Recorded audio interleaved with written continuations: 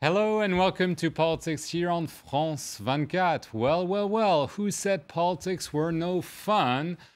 The surreal fight for the Conservative Party leadership has kept us hypnotized, baffled, bemused, amazed, bored, you name it. But it's been 12 days now. The two rivals to succeed Nicolas Sarkozy are locked in a vicious stand-up. On one side, Jean-François Copé, who was the Secretary General of the party, and François Fillon, who was Nicolas Sarkozy's only prime minister during his mandate. Each is claiming victory and each is accusing the other of cheating. And no one, including Nicolas Sarkozy himself, has been able until now to bridge a compromise. So on this set we have two eminent members of the UMP, two senators. First of all, Fabienne Keller, who is a senator from the Alsace region. Welcome on the set. And also on the set, Joël Garriot-Mellam. They're both going to explain us, or try to explain us, what is going on with this Conservative Party. But let's begin with a recap of the 12 crazy days of what many call a soap opera. Welcome to the UMP Soap Opera Season 1. It's had wall-to-wall coverage on French TV for the last week and a half, and ratings have been high. How could they not be, with new twists and turns emerging every day? At the end of week 1, the two protagonists met for the first time since the disputed election. But even with the diplomatic touch of an ex-foreign minister acting as mediator, agreement remained elusive. What am I meant to do with this mess? Even some of the drama's biggest fans were feeling it had gone on for too long. I'm a journalist. I'm tired like everyone, and I've had enough of talking about these idiots. With enthusiasm flagging, a new character was needed. Time for a change of music. Coming out of nowhere from self-imposed political exile, former President Nicolas Sarkozy made his return to try to bring his old party back together. His behind-the-scenes negotiations with Fillon and Copé seemed to bring about an agreement. I've suggested to François Fillon that we listen to the voice of the UMP's members so that they can decide via referendum. So, in short, a vote on whether to hold a new vote. A story within a story that was mirrored by François Fillon's move to create a party within a party. Within the big tent that is the UMP, we're creating a group, a separate room, as it were, to try to apply more pressure. This proved a step too far for Copé, who's now said no new votes will take place unless Fillon disbands his UMP subgroup. And for now, that's where things stand. So, will the party heal its divisions? Will Super Sarko be able to pull his party back together? And will it be Copé or Fillon who emerges as the final victor? To find out, you'll have to stay tuned to the UMP soap opera. And stay tuned to France 24, where we've been following this story. There are probably behind-the-scenes talks going on. A number of non-aligned, as they called MPs, are trying to find a compromise. Fabienne Keller, this is worse than your worst nightmare. Yes, it is. It's a very destructive process that's going on. It's not an opera. There is no fun at all. The militants, the members of the party, wanted to take their part in deciding, and the result is just the implosion. So we are trying, as responsible in this structure, to bring calm and to rebuild. And my feeling is the only solution is to re-vote, to set new bases, good bases, for the future president. This has been a very, first of all, it was a surprise because the vote was closer than people expected. And this is why there is all this discussion. One is saying, I won with that many voices, more than my rival. But now it's become much more than that. I mean, it's become about hatred. And can the party really split into two? Yes, it's a terrible situation. First, let's go back to the beginnings very shortly. Jean-François Copé, the General Secretary, was told by every single media that he would lose. Everybody thought that François Fillon would be the winner. And big surprise, Jean-François Copé wins. Of course, it's extremely tight. And I can totally understand the disappointment, the frustration of people who voted for François Fillon. It's understandable. Myself, I voted for Jean-François Copé, but I hesitated because I felt it wasn't a good process. We didn't have to choose really between one and another. We needed to work together. We're in opposition.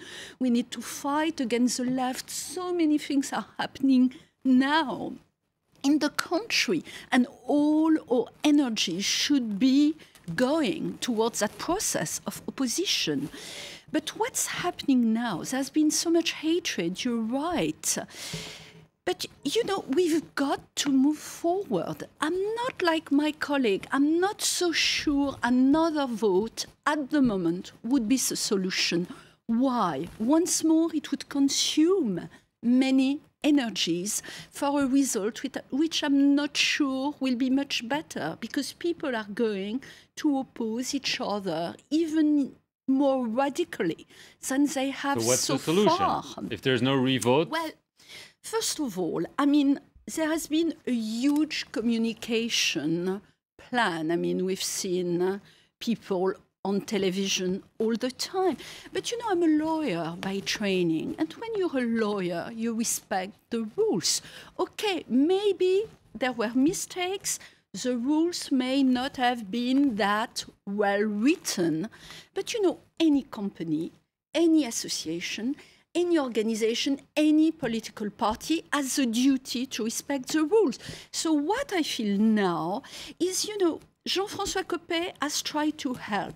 He has tried to open his arms, as he said. He tried to make a lot of proposals. Now he's saying, I'm not discussing any longer.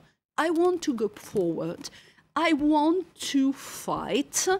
And I feel maybe he's right. Okay, you're saying Jean-François Copé, according to the rules of the UMP, won, so things should remain as is. Do you agree? Because the Fillon people are saying, no, first of all, we're creating a group, a separate group, a dissident group, that's what it is, at the National Assembly, and we might go before a judge because there's been lots of cheating, not just small, but much bigger than the Copé people are saying. In France, when you have a regular election concerning deputy or others, and when the spread is too small, it's very frequent that our Conseil constitutionnel breaks, considering that it's not clear enough. Given this very narrow spread in votes, given the enormous tension that appeared, I think the only way to work in the 5 next years, proposing an alternative to the socialists, is to create a new vote and so to have a good basis. But may I say that the legal aspect created the problem, because we had a very formal process of designing who is authorized to be candidate. And it conducted to the situation where we had only 2, whereas 5 or 6 were ready to propose a program and to propose themselves for president. I supported Mrs. Kosciusko-Morizet, called NKM. So we have, different figures presenting themselves and not creating opposition between 2 persons. It's very difficult in a debate when you are in the same party. So basically you have roughly the same ideas, not to end up with a very personal tension, because that's the only difference. It's the personality. That's what finally happened. And if I may add something, I think also we are living a process of losing election. We never had the discussion after the presidential and the legislative election, and we lost those 2 elections. We never freely discussed about it. And probably the very the high level of tension and the words exchange is also the result of this defeat of the spring. Right. There are not many clear things in this whole story. One thing is clear, is that both men are starting to lose popularity. Yes. A poll was taken by Ténès Sofres for the Figaro magazine. We see In the general population, both men losing ground. François Fillon has always been more popular than Jean-François Copé. They're both at -6 for the last, compared to the last poll. But it's even more interesting with UMP sympathizers. There you see with the UMP sympathizer, François Fillon is losing 10 points, Jean-François Copé 17 points. It means that people who support the party, people who are member of the party, are in disarray. And this could, it seems to be hurting even more Jean-François Copé than François Fillon. Yeah. Absolutely. Of course it's hurting him, you know, because he was in charge of the party before the election. So obviously it's extremely easy to accuse him of fraud, of manipulating the election. But, you know, I agree with what Fabienne said, that we can have another elections, that sometimes it happens quite often in France. But for that, you've got to have an appeal. I mean, there is a judiciary process. You make an appeal, and the appeal has been made. We've got the institution within our party. Of course, it's being François said... Fillon doesn't trust you. I mean, just to explain our viewers the level of distrust. François Fillon says the Electoral Commission was not fair. They actually turned out the Electoral Appeals Commission is in cahoots with Jean-François Copé. There's no trust left. Sometimes I've got a feeling that François Fillon, for whom I have always had tremendous respect, just wants to stage that vote again. He just wants to win. And, you know, sometimes I have the feeling that as long as the result won't be as he wants it to be, he will want to re-win. He's a sore loser? So maybe, unfortunately. But, you know... if I can just add one thing, the solution of a referendum, to me, was a much better solution. Why? It's more complicated. Yeah, it's double vote. No, I'm not so sure. Okay, double vote, but you know, we're at such a level that we can afford a double vote now. But that vote could be staged and organized quite quickly. And then we could move on, because if we cast another vote, we'll have to have another campaign. It will be even more time before we can really do the job for which we were all elected.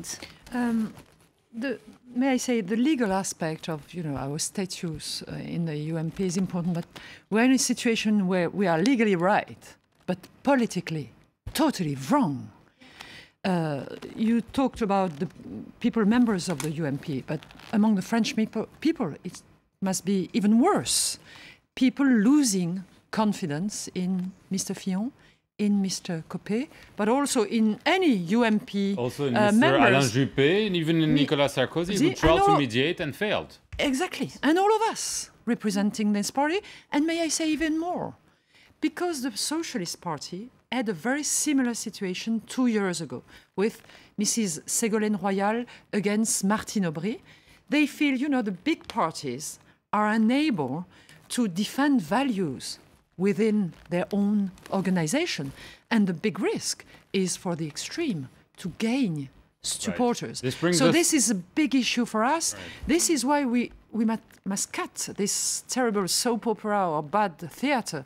We have to start again with, you know, new election. That's the only way in a democracy to rebuild something clean. Just before, in terms of who benefits, I just want to read you some figures of a poll taken by CSA for our colleagues from BFM TV. It's a very simple question. Who benefits the most from this? 38% say the National Front, the far-right party, 20% the UDI, which is a new centrist party, and 17% the Socialist Party.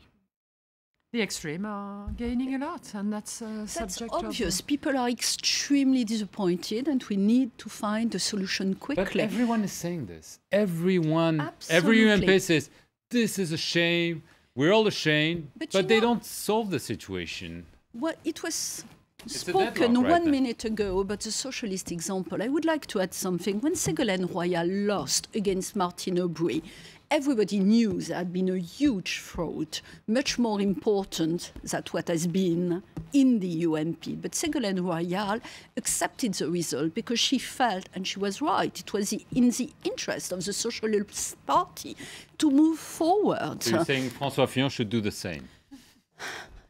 That's the implication. Yes. Because she's supporting Mr. Yes. Copé. That's logical. Well, you know, I'm not that a strong supporter of Mr. Copé. I'm a strong supporter of the UMP.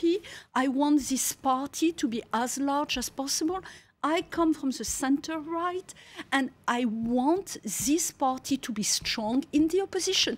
And maybe Mr. Copé has the right attitude now. He says, I don't want to talk anymore again about that problem. I just want to do my work.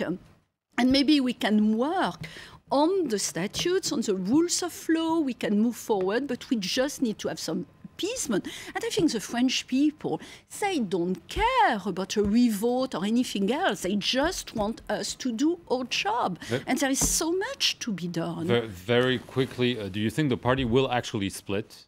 I hope not. I am supporting the initiative of Nathalie Kosciusko-Morizet and Bruno Le Maire yesterday. They were minister, they are strong in the party, asking for calm, for a group of sage, experienced, wise men, wise people, men and women. Women are maybe if more possible, that are not directly concerned by an issue of power, because this is about power, of course, all this dispute. Fixing very simple rules so that we can, set new bases, if possible, revote, and, bring positive energy again in the discussion. Because what happens is with live TV, it's like they follow each sentence, and that created also the crisis that made it bigger. Don't tell me you're going to blame the media for that. No. But this is the new reality we are living in, right. And they used it. They played with the media. Do you think they are both damaged goods for the next presidential election? Both François Fillon and Jean-François Copé? Of course, I've always said it. Maybe Copé is younger, so maybe he has a better chance if he can bring peace to the party and progress. And let's hope the situation stops very quickly. We need to go back to work. May I say, the French senators yesterday decided something very wise. There is not a second group within the UMP group in the Senate, and we gave a sign all together so that we want a positive solution. Okay. So maybe that's the beginning of the... Maybe the senators will lead the way to heal the wounds of the UMP. Thank you very much to both of you, and thank you for watching this edition of Politics here on France 24.